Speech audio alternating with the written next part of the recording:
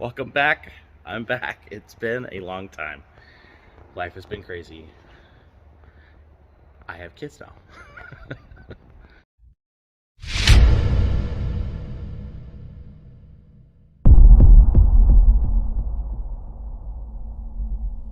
Today we're working on Pete. Actually worked on a couple other things. I worked on the Lincoln rear axle. I'll show you a picture here.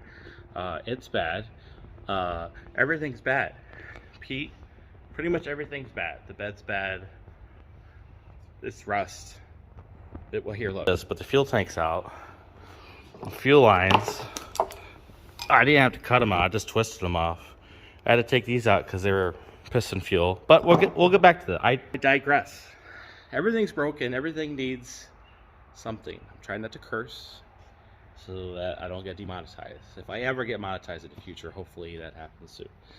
But yeah, Mustang. Well, that needs a motor. I'm still waiting to hear back from the motor guy, who he said that the motor was not assembled right, not built right.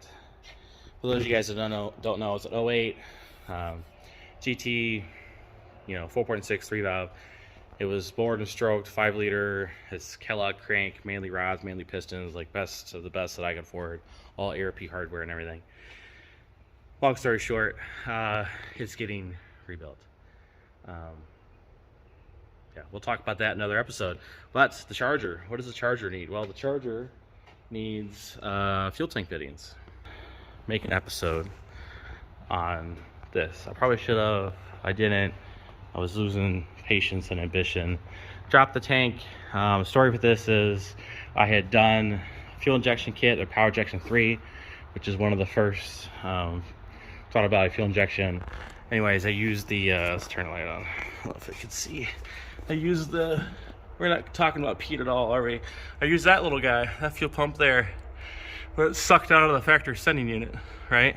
Well, now I would go around corners, the fuel would go to one side when, I had less than a quarter tank. It would starve for fuel because I was using a factory pickup. So that was a pain in the ass. It would die. It would fall on the face because there would be no fuel.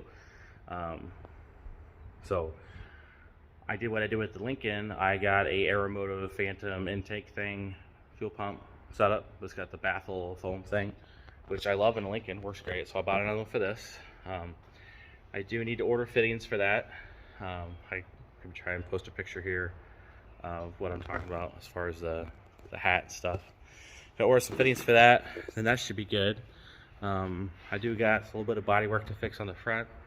I gotta talk about that. What else? Oil pressure problem. Lose oil pressure when I start driving. Doesn't knock. No metal in the oil. That was years ago. I covered that. The F2. We're not going to cover that. Sierra's running great. Doesn't need anything. I would like to probably change the rear end fluid. Maybe the transmission fluid. But it's running great. Harley needs to put the stereo back in it. Needs new tires. Did find out recently that the front tire is original in 04. So we're going on 20 years.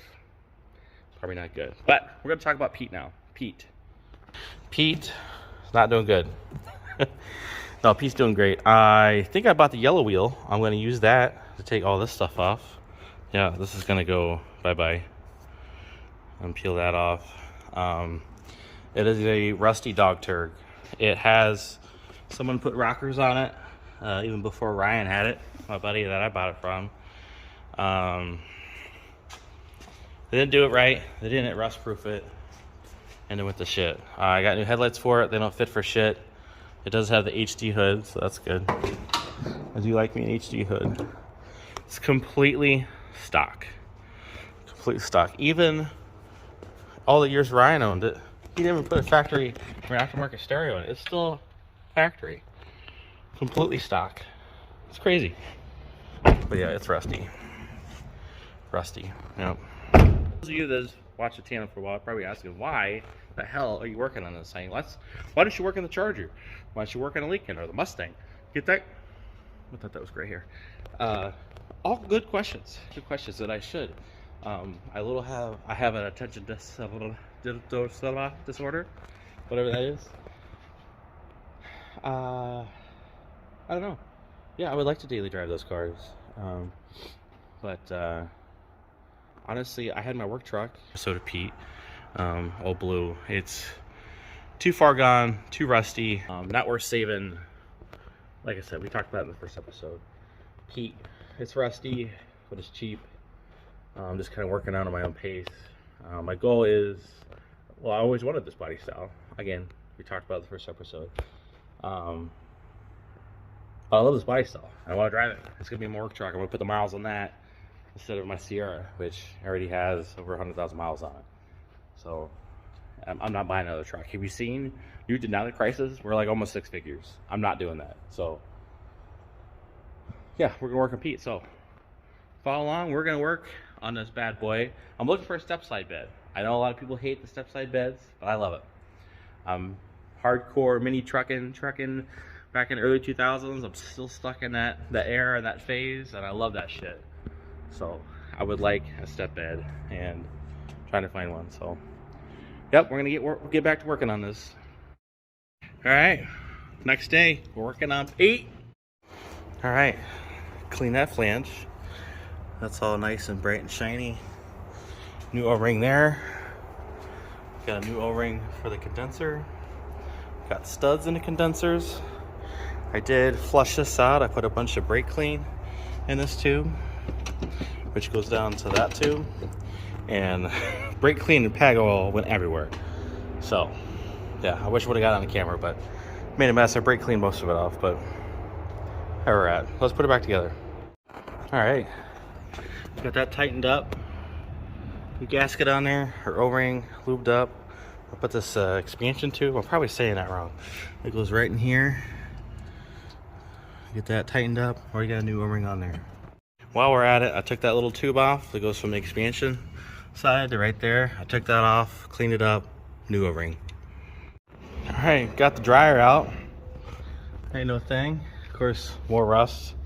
Bracket rusted off, of course. Next up, we're gonna replace the dryer and take off this bigger hose, this 10-10 hose, and it goes on the compressor and flush that out too. All right, we're gonna wrap it up. We found a problem.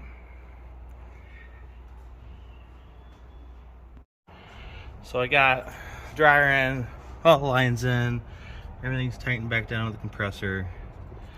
All the O-rings replaced that I could get to. Condensers in. So if I remember right, this is a low pressure switch. Well, I wanted to plug back in the high pressure switch, which is down here. As you can see, this green thing here is a high pressure switch. I probably should replace that, and maybe I will. But I was looking at plugging it back in, right? 2 wires dug down in here. But then I look at, it's hard to see.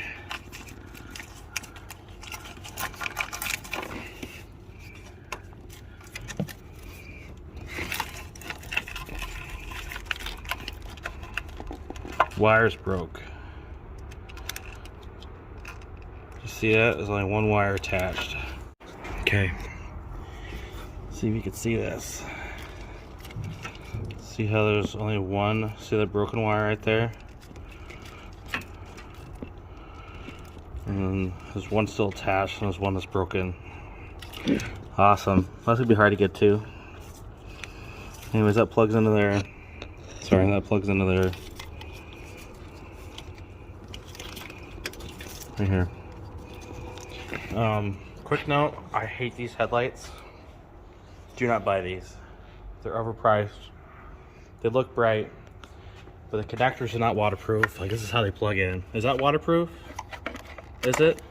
No, that's not waterproof. So I need a new, they call these a header panel anyways, because it's broken or some shit. Yeah, so it's broken right there. Yeah, so I think I'll take this off, order a new one from Rock Auto. Yeah, so I might as well just order switches, pressure switches, order a new header panel. I don't know if I need a new one over here. I think this one's, yeah, that one's still good. I don't know. Anyways, it's that time. I gotta head into work. I'll edit this video later, upload it. So thanks for watching. I appreciate you following along. My sign I made. Is it backwards? In the video, it looks backwards. I'm looking at my phone. Yeah, I don't know. Anyways, this is Fix or Fab, part 2 of Pewter Pete for TikTok and YouTube. Thanks for following along. This is Fix or Fab.